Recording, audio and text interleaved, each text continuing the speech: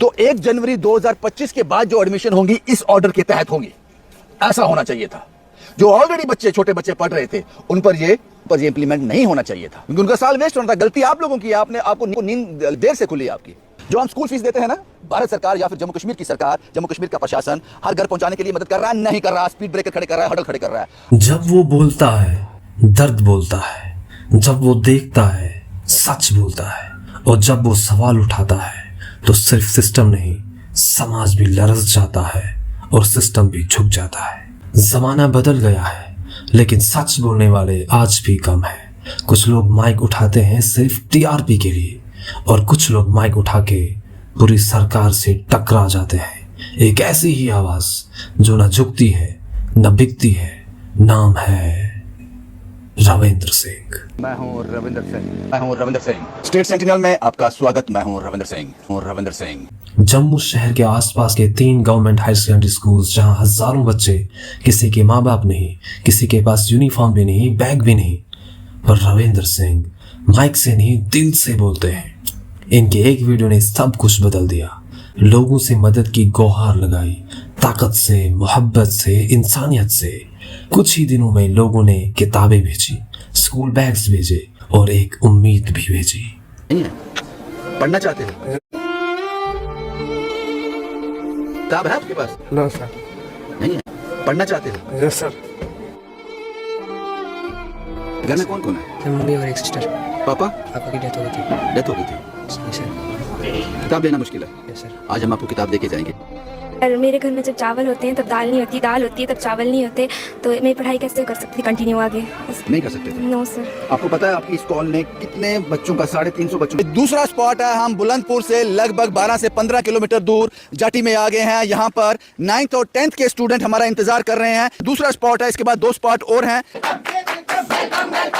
पर रविंद्र यहाँ नहीं रुकते, सवाल पूछते हैं सरकार से। 8th के बाद सरकार किताबें क्यों नहीं देती? क्या गरीब का बच्चा सिर्फ 8th तक पढ़ने के लायक है, या 8वीं कक्षा के बाद उसे मजदूर समझ लिया गया है? क्योंकि सरकार पहली से लेकर 8वीं तक सरकारी स्कूल में मुफ्त किताब देती है, लेकिन 9th, 10th, 11th, 12th में नहीं देती। उनको लगता है कि जिस बच्चे ने 8वीं तक पढ़ लिया उसकी पढ़ाई पूरी हो गई। सरकार को समझ नहीं आता कि जो बच्चा 8वीं की किताबें नहीं ले सकता, आप मुफ्त में दे रहे हो, वो 9th में कैसे ले लेगा।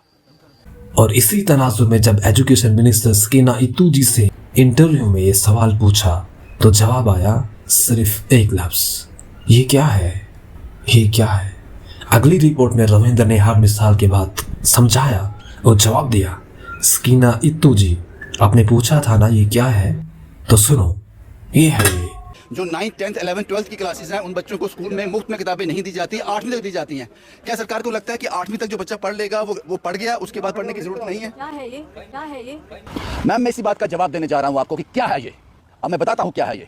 नया सेशन शुरू होने जा रहा है। एनुअल चार्जेस मांगे जाएंगे मोटे मोटे 15,000, 20,000, 25,000 तक। ये है मैडम ये। दूसरा, नया सेशन शुरू होने जा रहा है स्कूलों में। हर साल, शायद 2 साल के बाद, शायद 3 साल के बाद अपनी वर्दी चेंज कर देता है, यूनिफॉर्म चेंज कर देता है बच्चों की। कुल 2 साल के बाद चेंज कर देता है। इसके पीछे लॉजिक क्या है? क्या बच्चा उस यूनिफॉर्म से बोर हो जाता है?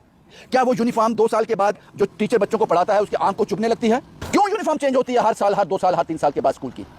ये है मैडम जी। आपने पूछा था क्या है ये? ये है ये।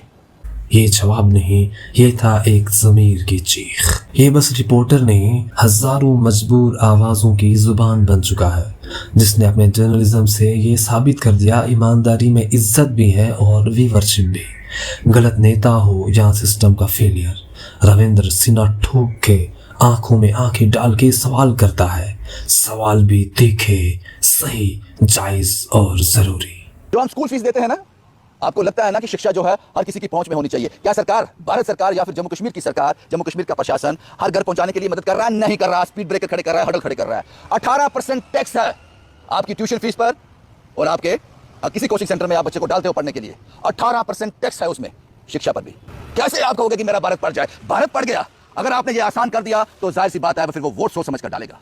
आपके धर्म के चक्रों में नहीं आएगा, वो हिंदू मुसलमान सिख ईसाई के इस चक्कर में नहीं आएगा। वो डेवलपमेंट के बारे में सोचेगा अगर उसका दिमाग डेवलप हुआ होगा। आपने वही ब्रेक मार दी, ये CUET 18% टैक्स लगाकर वहीं पे रोक दिया। 40 से 45% भारत। स्कूल के बच्चों की हो परेशानी, बुक्स, स्टाफ या इंफ्रास्ट्रक्चर की कमी, या कोई हो फ्रॉड, चोरी या इनजस्टिस की कहानी, रविंदर सिंह हजारों किलोमीटर तक जाते हैं और ले आते हैं ग्राउंड जीरो से सच्चाई।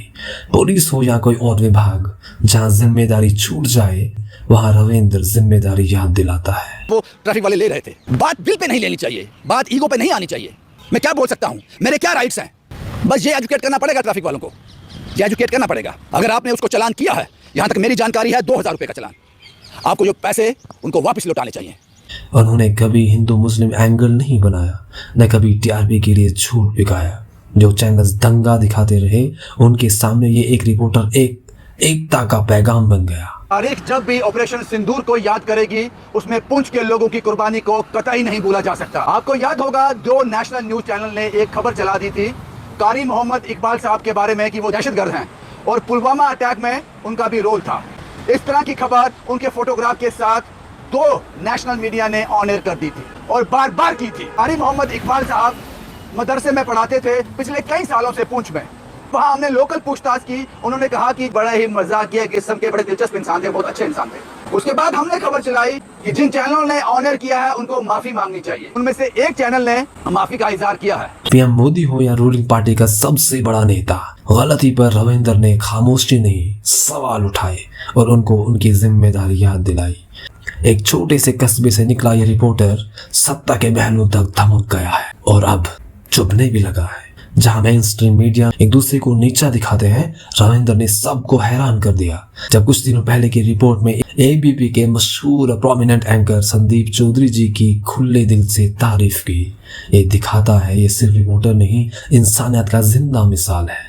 ये आवाज नहीं बुझेगी जब तक आखिरी गरीब बच्चा भी स्कूल नहीं चला जाता। ये सवाल नहीं रुकेंगे जब तक सिस्टम जवान दिल से काम नहीं करता। ये नाम रविंदर सिंह और चैनल द स्टेट सेंटिनल आज की जर्नलिज्म की सबसे ईमानदार मिसाल है। आवाज उनकी जिनके पास कुछ भी नहीं पर उम्मीद है। ये रिपोर्टर नहीं, ये आवाज है उन लोगों की जिनके पास दुनिया में कोई सुनने वाला नहीं था, पर एक रविंदर सिंह था जो है और जो रहेगा ऐसे ही लोगों की आवाज बनकर।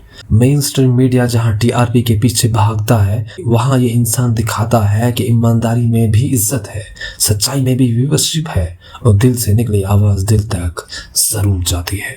नाम याद रखिएगा, रविंद्र सिंह। प्लेटफॉर्म का नाम है द स्टेट सेंटिनल। आज भी सच लिखने वाले जिंदा है और उनमें से एक जम्मू में रोशन है। जिस शेर को पाल पोस कर आपने बड़ा किया है, अब सिर्फ उसकी सवारी करो। नीचे उतरने की कोशिश की तो ये शेर हमला कर देगा आप, क्योंकि ये शेर अब बहुत बड़ा हो चुका है। बहुत खिलाया पिलाया आपने इसको, जवान कर दिया, अब ये आपकी बात भी नहीं सुनेगा। मैं बात कर रहा हूं नशा तस्कर की। बड़ी ब्रह्मना पुलिस टुकड़ी पर जानलेवा हमला। तो जानकारी आ रही है एसएचओ बड़ी ब्रह्मना दोनों टांगे तोड़ दी गई और भी पुलिस के जो लोग थे साथ बुरी तरह से जख्मी। मैं कई रिपोर्ट में कह चुका हूं, ये पॉसिबल ही नहीं है, ये मुमकिन ही नहीं है। अगर प्रशासन चाहे, सरकार चाहे, कानून चाहे, पुलिस चाहे, उसके बावजूद नशा बिक जाए, पॉसिबल ही नहीं है, नामुमकिन।